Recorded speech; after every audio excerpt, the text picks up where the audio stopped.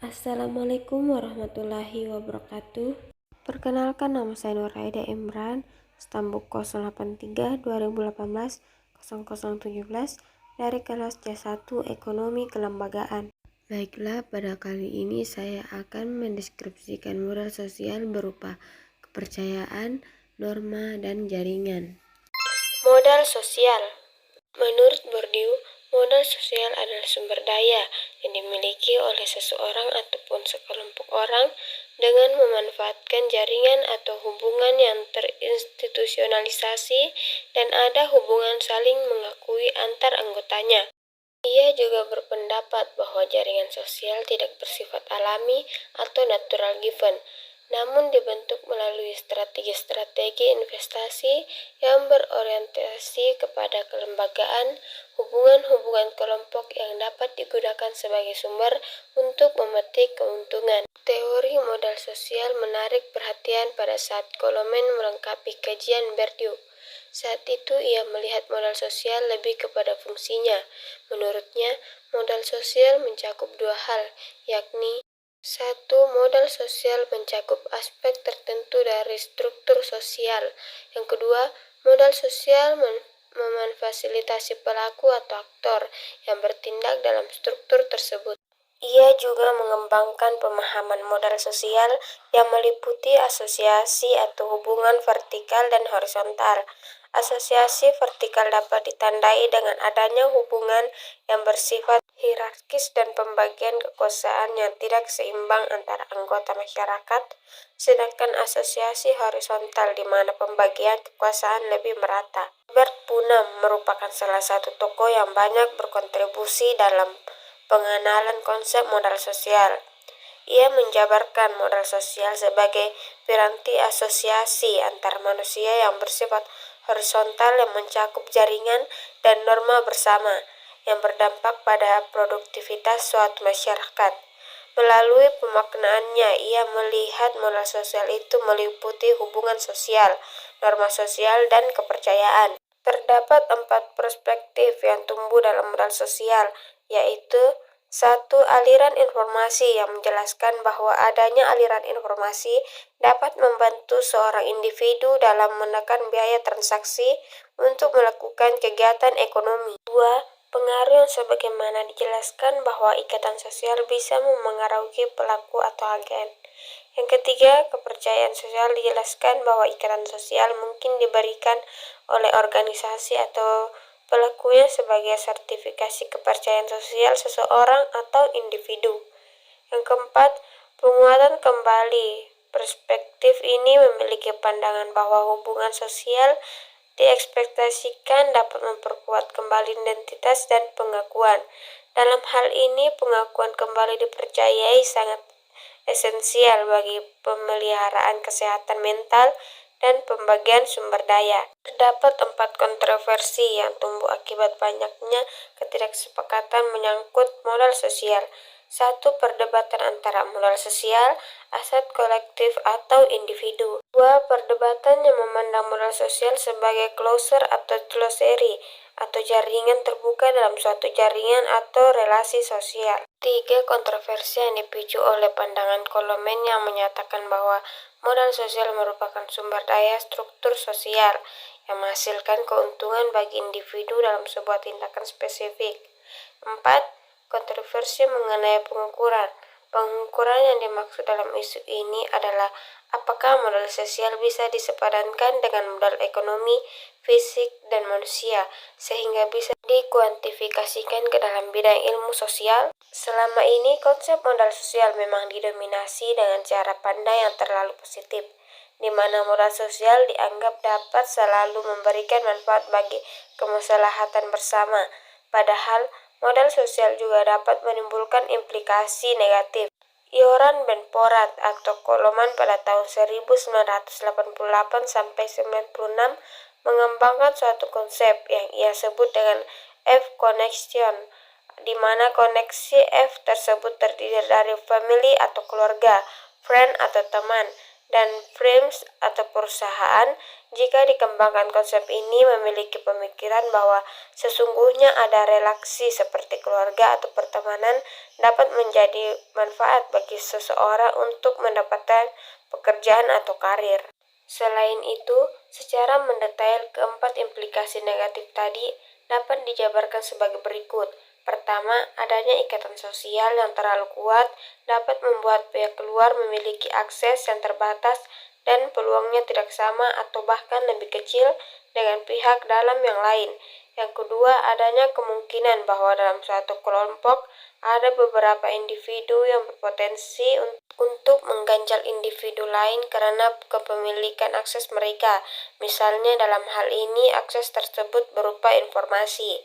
Yang ketiga, akan muncul dilema antara solidaritas komunitas dan kebebasan individu, di mana karena adanya solidaritas komunitas, anggota komunitas akan cenderung saling mengawasi satu sama lain dan hal ini akan mencegah seorang anggota untuk menyimpang. Padahal dalam hal ini, penyimpangan di sini dapat berarti inovasi dan lain-lain. Konsep modal sosial diharapkan dapat memberikan sumbangsi terhadap pembangunan ekonomi. Berikut ini merupakan dua karakteristik level studi antara modal sosial dan pembangunan ekonomi. Yang pertama, penelitian hulu yang berusaha mencari landasan teoritis yang dapat merelasikan modal sosial dengan pembangunan ekonomi. Yang kedua, penelitian hilir yang berusaha melancar implikasi modal sosial terhadap pembangunan ekonomi. Modal sosial berupa kepercayaan. Kepercayaan atau trust adalah suatu bentuk keinginan untuk mengambil resiko dalam hubungan sosialnya yang didasari oleh perasaan yakin bahwa yang lain akan melakukan sesuatu seperti yang diharapkan dan akan senantiasa bertindak dalam suatu pola tindakan yang saling mendukung. Paling tidak, yang lain tidak akan bertindak merugikan diri dan kelompoknya, menurut Putnama pada tahun 1995. Menurut Fukuyama pada tahun 2001, turut merupakan sikap saling mempercayai di masyarakat tersebut, saling bersatu dengan yang lain dan memberikan kontribusi pada peningkatan modal sosial. Menurut Van Kois pada tahun 2003, memandang turut sebagai komponen ekonomi yang relevan melekat pada kultur yang ada pada masyarakat, yang akan membentuk kekayaan modal sosial. Menurut Setiawati dan Alam pada tahun 2010, kepercayaan mampu memfasilitasi masyarakat. Contohnya yaitu untuk saling bekerja sama dan tolong-menolong. Menurut Pretty dan Ward pada tahun 2000, terdapat dua macam kepercayaan. Kepercayaan terhadap individu yang kita mengenalnya dan kepercayaan terhadap orang yang kita tidak tahu, namun akan meningkat karena kenyamanan kita dalam pengetahuan struktur sosial.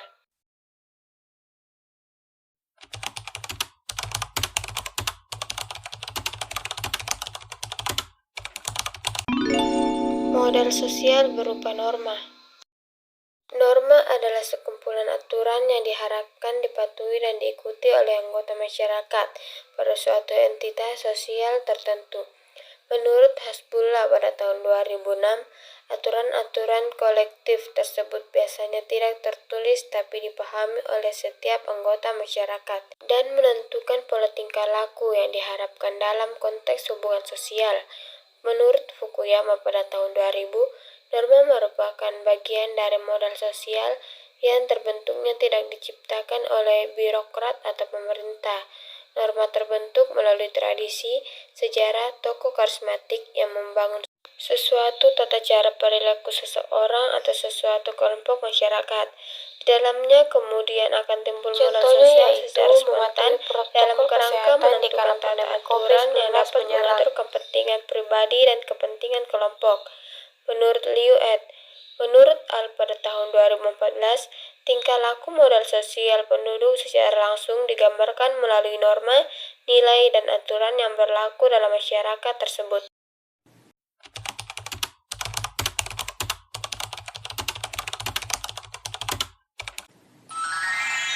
Modal sosial berupa jaringan sosial.